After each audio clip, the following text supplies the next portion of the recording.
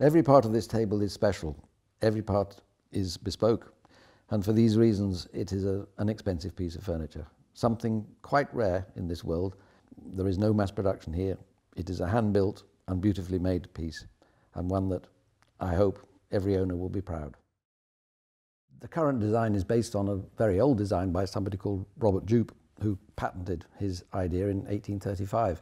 And I was asked to make a copy of his table, to which I immediately replied it was far too difficult, but I was forced into it, and eventually I did do it. But then, having done that, I realized that there could be a better way to do it. This man, a wonderful man, came up with a great idea, and I don't really know how many tables were made, possibly only 50. They are now very unusual, very much sought after, and very expensive, and very rare. But anyway, this table copies the idea to some degree, but improves upon it greatly. It stores its own leaves, which Robert Jupes didn't.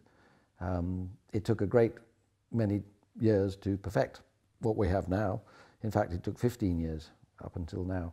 But we have now got to a stage where every table is standardized, every table is drawn in CAD, and everything has been worked out. At the heart of every table there is a slewing ring which allows the mechanism to pass through 120 degrees. At either end of that movement there is a shock absorber to absorb the shock of the whole system going round. The ring can be manual, as this table is going to be, or if Michael gave me this one, it can be a geared, that's fine. It can be a geared tooth like this, and an electric motor will drive this round backwards and forwards as the table goes to where it should be. Every single component of the table is now drawn on CAD. Every single one, every single screw, every single washer. A table like this has about 962 components and something like 3,756 fastenings. It's quite amazing the amount of stuff that's in there. Most of the parts that you see here are either laser cut or machined. The stainless steel bits, which are silvery, for example this, and the plate underneath, those are all laser cut and then various machine things done to them later. These bits here are machined out of solid aluminium, then they're later hard anodized. There are some runners here which are commercially available, but of course they have to be cut to the right size. Every other bit that you can see, just about every other bit, is absolutely special and designed and made only for this table.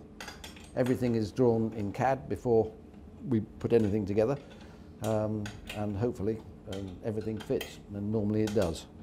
So we don't have too many problems. I think we nearly got this one together. One more screw. That's the last one. Yes, it is, yeah. These are two little models of my table. This, of course, is when it's big, but in the middle of this table is a big 12-pointed star, which Robert Jupe didn't have. And that is really the major difference between the two. And it allows for much smaller leaves, and therefore leaves that will actually fit inside the circumference or the diameter of a smaller table. Another thing about this table is that it has 6 segments instead of 8, but also it has a skirt around it, making it round. So it is always round, whereas Robert Jupe's, I don't know whether you can, yes, you probably can see it here.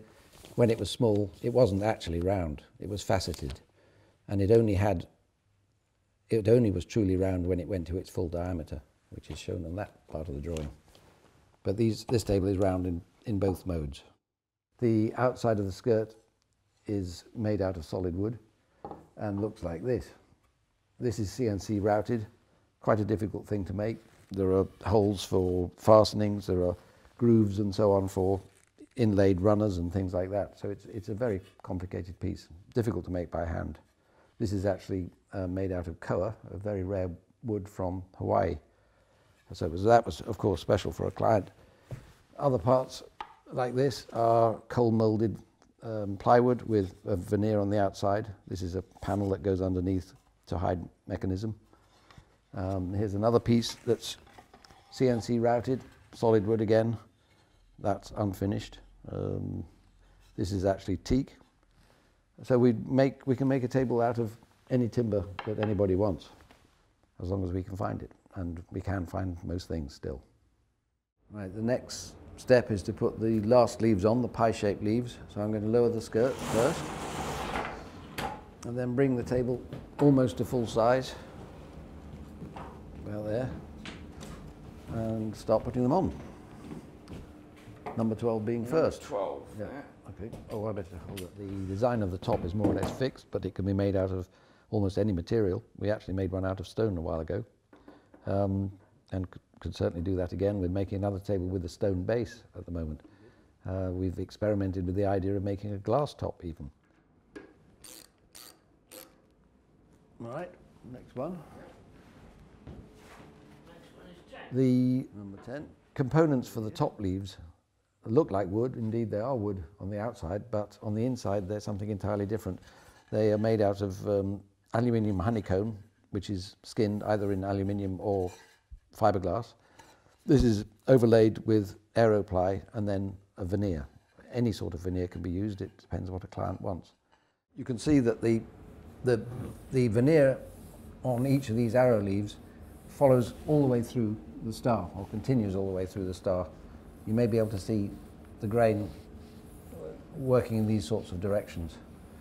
On these leaves, it is the veneer is split in the middle and bookmarked like that, so that each side is a mirror of the other.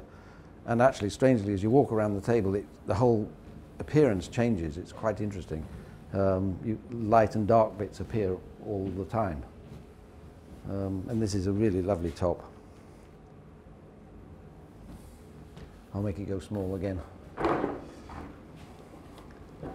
It's then shipped. Sometimes they go by air freight, sometimes by sea.